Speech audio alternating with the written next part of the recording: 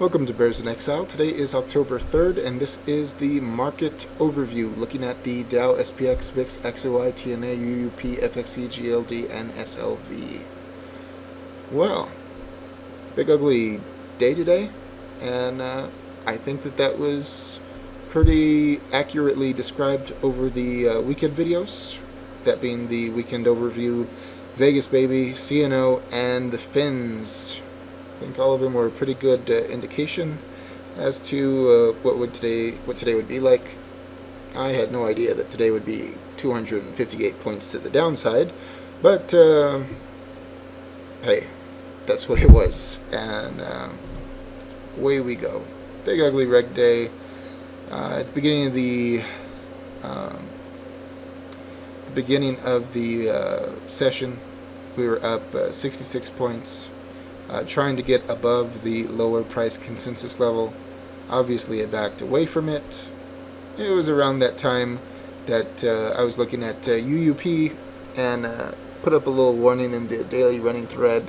Well, that warning was not a problem because we backed away, but we will explore that in greater detail when we get to UUP. But needless to say, we have a little bit of stubs of shadows back here from lower lows but not lower closing lows. Of course, the media was all over it, saying we're going down the toilet. Yeah, the short-term moving averages are pointing down. We have the stochastics moving in concert with the 14-day RSI moving average, which is great. We were expecting that to happen. Downtick on everything. 14-day RSI moving average could have a little bit of a better angle of descent, but overall, any bear that looks at this chart on the daily should be very pleased. Going into the 60-minute, looking for divergences. Do we have any? Any positive divergences?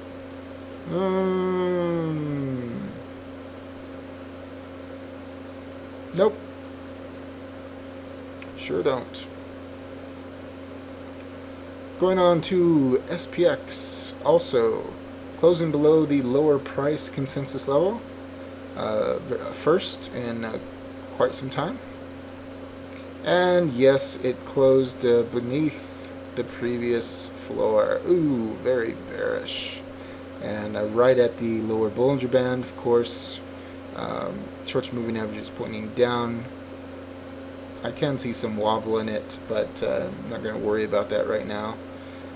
14-day RSI moving average, the big daddy, sloping down. Stochastics, both fast and slow, already down. We mentioned we wanted this to be above it or equal to it before it turned down. Well, we didn't get that, unlike the Dow. So we already have the fast stochastic going into oversold, and the slow is right behind it.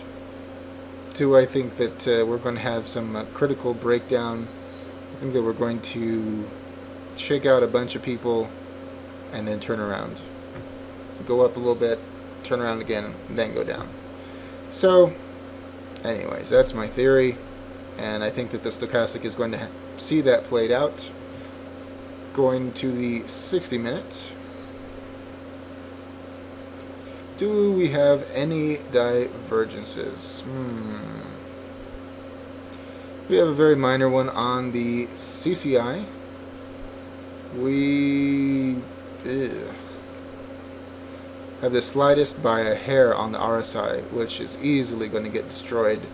But we do have one on the histogram. Now that's a pretty solid one right there. RSI, meh. Stochastics, meh. CCI, and a little bit, but yeah, that MACD histogram, that one looks pretty solid to me. Doesn't mean that it's going to turn around tomorrow, but you get the picture. All right, the VIX ended today with a hammer, closed above the upper price consensus level. We finally broke the this high over here. Let's see here. Let me make sure. Yes, we did, by 5 cents. The previous peak, leaving only the original peak back here to deal with. This is looking very strong. Being above the upper price consensus level is fantastic. Now, not to say that it's perfect, we have the 14-day RSI moving average marching on up, but look, we already have the fast and slow stochastics getting pretty darn high along with the CCI. RSI still has some room to move, and of course MACD and the histogram ticking up. But I don't believe that the stochastic can remain up here indefinitely while the 14-day RSI moving average catches up. Every once in a while you can, like back here, you can see that it just essentially stayed up here while it marched up. That is not typical whatsoever. So do I believe that that's going to happen again? We're going to have like a serious crash or something, and one positive rumor and forget it. This will go down too. We have a hammer. Some people might latch onto that. Now, we don't have any warning signs in Guppy yet. We do have some uneven separation. We do have a little bit of wobble. Not too much to be concerned of yet, but do I think it's going to hold? Not in the intermediate term. 60-minute time period, looking for negative divergence. And yes, we have some in the CCI. Yes, we have some in the slow stochastic. Yes, we have some in the fast stochastic. Yes, we have some in the RSI. That one can be broken. And we have a rock solid one in the MACD histogram. So more to play with in the VIX. XOI. What an ugly darn day this was. They didn't even really have any kind of a pop at all. All short-term moving averages pointing down. Everything pointing down. Stochastic already starting to get to oversold. Moving with the 14-day RSI, which was already in a lower spot compared to the Dow and the SPX. And everything else pointing down. Yeah. And of course we broke the floor earlier, we mentioned that last week, and now we have yet again broke the new floor. TNA. Oh, would you look at this? Back into the 20s.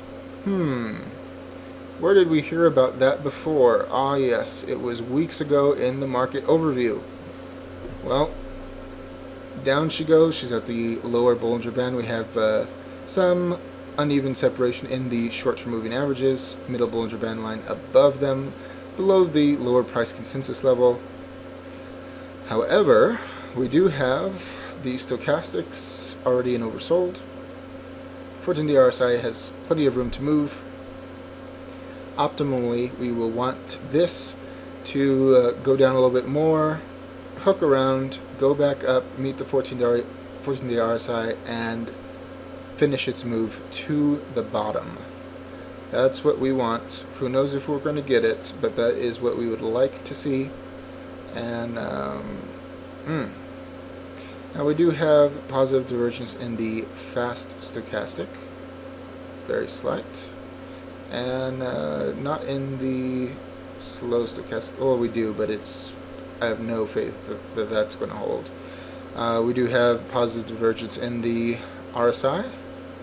And we do have positive divergence in the MACD histogram. And in the CCI.